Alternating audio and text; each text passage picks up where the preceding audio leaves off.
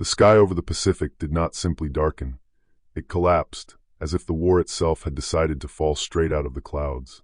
The warning siren wailed too late. By the time it reached the ears of the men on the runway, the first Japanese aircraft were already screaming overhead, their engines howling like predators released from cages. Bombs fell in staggered rhythm. The earth convulsed. Metal screamed. Fire blossomed where hangars had stood seconds earlier. Captain Daniel Mercer was halfway through pulling on his flight jacket when the first explosion punched the air from his lungs. 300 enemy planes. That number would not reach him until later. Right now, there was only noise, heat, and instinct. P-40s. Get them airborne, someone shouted. Maybe a commander, maybe a terrified mechanic. It didn't matter. Mercer was already running. The Curtiss P-40 Warhawk waited at the edge of the strip like a caged animal, olive drab paint glistening with dew and oil. It was not the fastest fighter in the world. Not the prettiest. But it was rugged, reliable, and it was his. Mercer vaulted into the cockpit as bullets stitched the ground behind him. Tracers snapped past the canopy. The engine coughed once, then roared alive. Around him chaos reigned. Planes burned before they could move. Others tried to taxi, and were obliterated in fountains of flame. Men ran and fell, and did not rise. He did not wait for clearance. The P-40 surged forward, tires bouncing over cratered concrete. Another bomb detonated to his left, flipping a fuel truck end over end. The shockwave lifted the Warhawk's tail, slammed it down again. Come on, Mercer whispered. At the very end of the runway, with enemy fighters diving straight at him, he pulled back on the stick. The P-40 leapt into the air. The sky above was full of enemies. Zeeks. Bombers. Fighters stacked at multiple altitudes, flowing across the horizon in waves so dense they looked unreal, like a moving wall. Mercer swallowed hard. This wasn't a sortie. It was an execution, and he was the only one climbing to meet it. The first Zero flashed past, so close Mercer saw the pilot's goggles. Instinct took over. He rolled hard left, felt the G-forces crush him into the seat, and squeezed the trigger. The P-40's .50 caliber machine guns thundered, the recoil vibrating through the airframe. Tracers reached out, and the Zero disintegrated in a bloom of fire and aluminum. No time to celebrate. Another fighter slashed down from above. Then another. Then another. Mercer climbed anyway. The P-40 was not meant to dogfight Zeros. Everyone knew that. The Japanese planes were lighter, more agile. But Mercer used what he had: speed in a dive, brutal firepower, and nerve. He dove through the formation like a thrown knife. A bomber's wing exploded. A fighter spiraled away, trailing smoke. Then his cockpit filled with the stench of burning oil as rounds tore into his fuselage. Warning lights flickered. He checked his instruments. Fuel pressure dropping. Hydraulic line leaking. Still flying. Below him, the base burned. Hangars collapsed. Ammunition cooked off in chain reactions. Men he had eaten breakfast with that morning were now names that would be written on letters. Above him, still hundreds of enemy aircraft. "Where the hell is everyone?" he muttered into the radio. Static answered. Mercer realized then what this really was. Not an attack. An annihilation. The Japanese weren't just destroying the base, they were erasing it. So Mercer did the only thing that made sense. He stayed. Again and again he climbed and dove, never lingering, never turning when speed was life. He attacked bombers first, ripping open their bellies before they could drop their loads. Fighters swarmed him like hornets. He was hit again, and again. The P-40 shuddered but held together. At one point, Mercer found himself staring at the endless blue sky, suddenly alone, the enemy momentarily gone. His hands trembled. Sweat soaked his collar. Then he saw them. Another wave. And he turned toward it. By the third engagement, Mercer had stopped counting. Rounds were running low. His left aileron responded sluggishly. Blood trickled down from a cut on his forehead, stinging his eye. The radio crackled briefly. One American fighter, still airborne. That was him. The Japanese pilots noticed too. They began to hunt him deliberately now, breaking formation, baiting him, trying to force him into turning fights he could not win. Mercer refused every invitation. He struck only when the geometry was perfect, high-speed passes, guns blazing for seconds at a time. A Zero lined up behind him. Mercer dove straight down. The altimeter spun wildly. The ocean rushed up, filling his vision. The Zero followed, too long.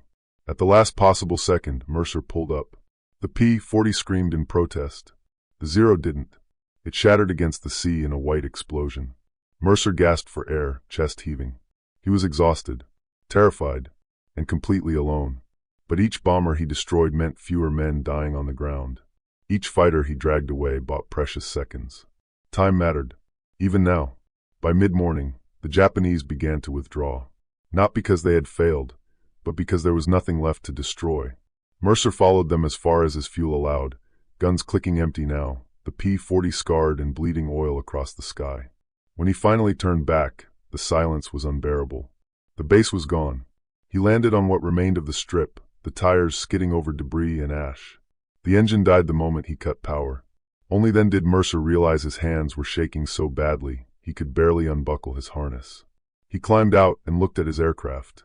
It was a miracle it had flown at all. Someone whispered, he went up alone. Someone else said, he kept coming back. Word spread fast.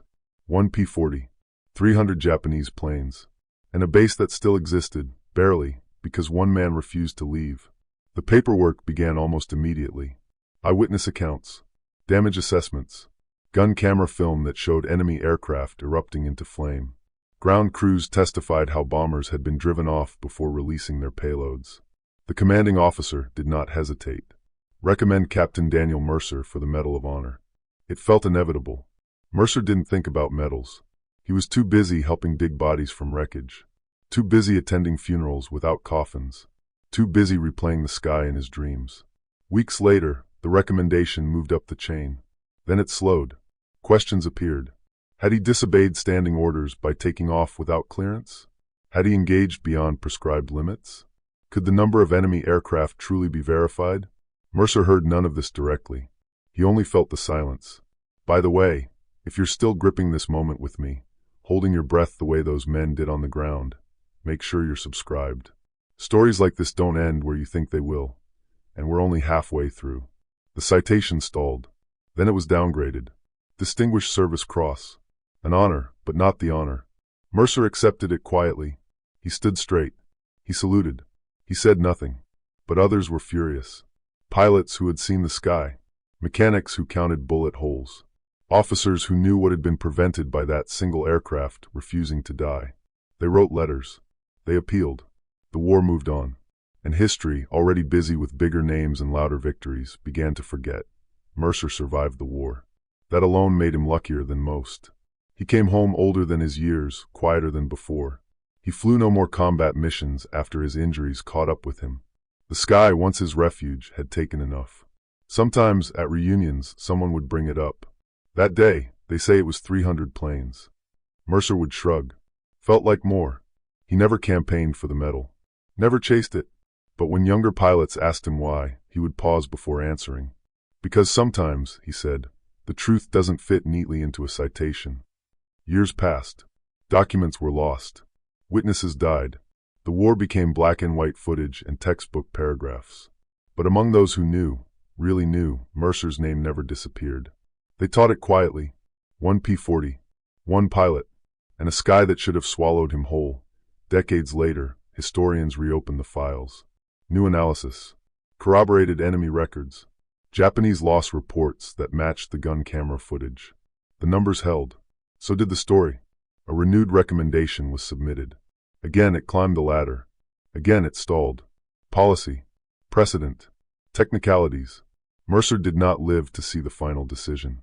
When he was buried, a P-40 flew overhead in missing man formation. Those who stood there knew. Medal or not, hero or not, history had been wrong to look away. The sky remembers everything. It remembers the roar of engines and the scream of metal. It remembers the moment one aircraft rose alone into impossible odds. It remembers courage without witnesses.